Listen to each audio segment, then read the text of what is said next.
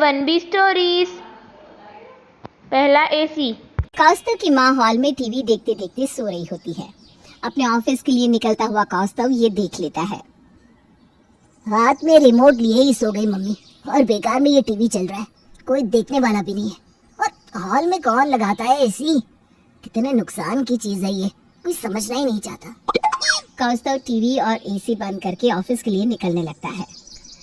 किसके हाथ में आग लगी है जो एसी बंद करके चला गया? 2 मिनट ना हुए आग लगे कि तुम सबके हाथ में खुजली चालू हो जाती है। तूने देखा क्या कौस्तव, किसने एसी बंद किया?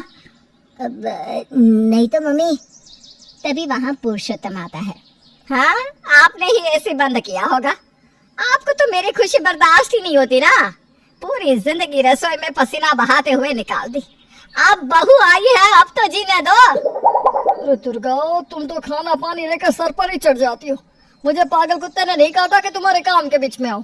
मैंने नहीं किया भाई तुम्हारा एसी बंद, तुम्हारे लाड साहब ने किया होगा। ये सुनते ही दुर्गा कौस्तव की ओर देखती है। अपनी माँ के गुस्से से डर कर सरकता हुआ कौस्तव सीधा बाहर चला जाता है। दिन भर का थका हारा कौस्तव पूरे रास्ते यही सोचता हुआ आता है। अगर मम्मी ने पूछ लिया कि एसी मैंने बंद किया था तो क्या करूँगा? बेकार में ही महाभारत हो जाएगी आज। डरता डरता कौस्तव अपने घर पहुँचता है, पर वहाँ तो कुछ अलग ही सीन चल रहा था।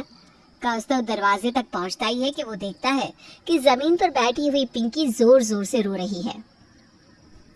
मुझे मेरे रूम में भी एसी चाहिए मम्मा।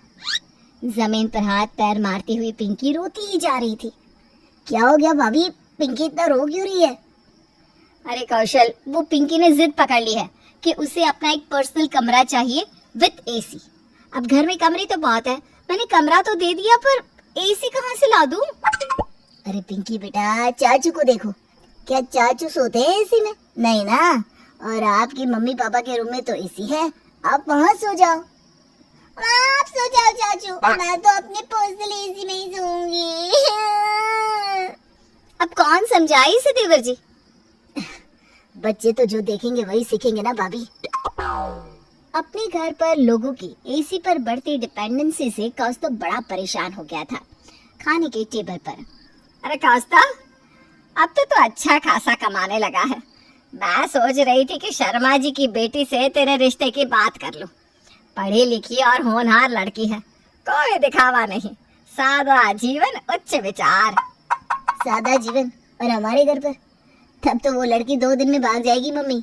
यहाँ सबके प्लेट में नूडल्स है, दिन भर लोग एसी में सोते हैं, यहाँ तक कि हॉल में भी एसी है।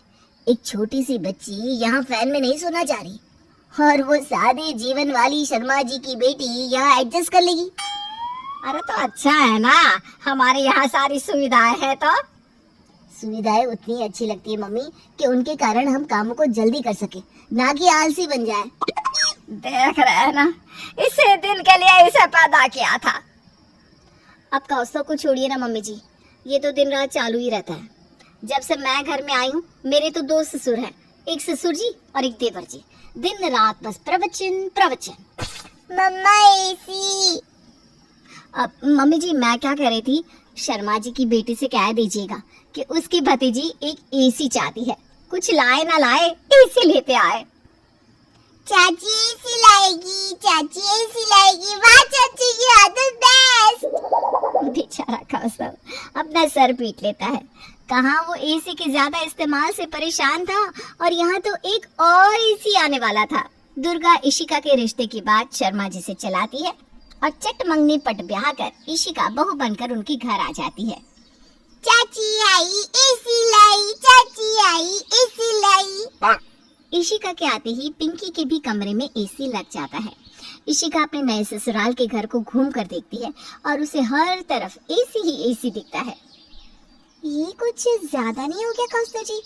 आपके घर में तो हर तरफ ही एसी है। ये ज्यादा लग रहा है। तब तो तुमने देखा ही नहीं है, बस देखती जाओ। लिविंग रूम में बैठी प्रियंका बुक पढ़ रही होती है।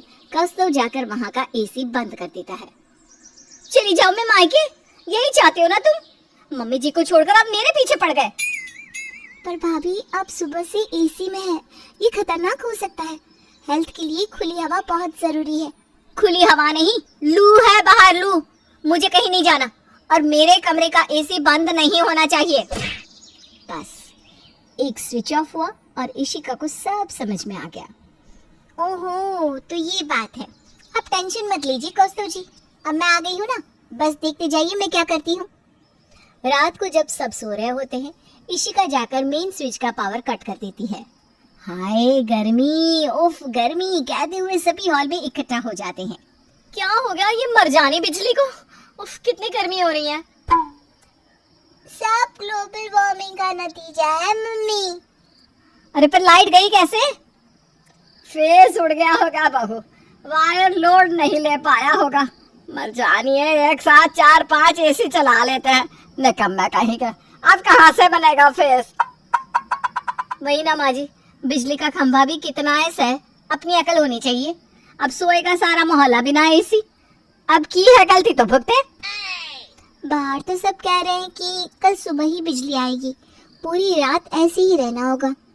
तो चलो ना सब छत पर सोने चलते हैं, क्या कहती हो मम्मी? माँ जी, यहाँ पास में ना मजनू होटल है, वहाँ एसी रूम ले लेते हैं ना। अरे वाह बहू वाह। अरे बहू 2 कमरा लेना, मैं भी आ रहा हूँ। अपनी गलती कोई नहीं देखता और मोहल्ले वालों को दोष देकर इशिका के ससुराल वाले होटल में जाकर एसी रूम में सो जाते हैं। बेचारी इशिका का प्लान फेल हो जाता है। ये प्लान तो फेल हो गया कौस्तुभ जी। इन लोगों को समझाना इतना आसान नहीं है इशिका। पर इशिका इतनी जल्दी हार मानने वालों में से नहीं थी। अगली सुबह वो इलेक्ट्रिशियन को बुलाती है और बाथरूम में भी एसी लगवा देती है। हाश, तुम हमारे पार्टी की निकली। मुझे तो लगा था एक और लेक्चर देने वाली पार्टी तो नहीं आ गई। But thank God. अच्छी सोचे इशिका, नहाते वक्त जो पसीना आता है, उफ, अब दिक्कत नहीं होगी। जो फिलहाल सबको एक सॉल्यूशन लग रहा था, वो जल्द ही एक प्रॉब्लम बनने वाला था। इशिका घर के सारे एसी की सेटिंग इलेक्ट्रिशियन से इस तरह से करवा देती है कि एसी अपने मिनिमम टेम्परेचर पर ही चले, जिसके कारण पूरा घर बर्फ की तरह ठंडा हो जाता है। मम्मा, मुझे सर्दी हो गई है।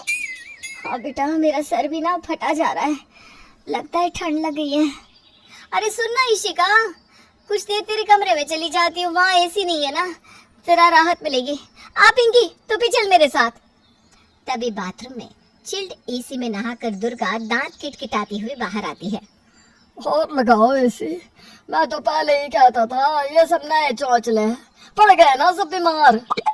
अरे इशिका, आज इलेक्ट्रिशियन को बुलाकर एसी हटवा दे, वरना मैं हट जाऊंगी। क्यों मम्मी जी, एसी तो आप सबके लिए बहुत इम्पोर्टेंट हुआ करता था।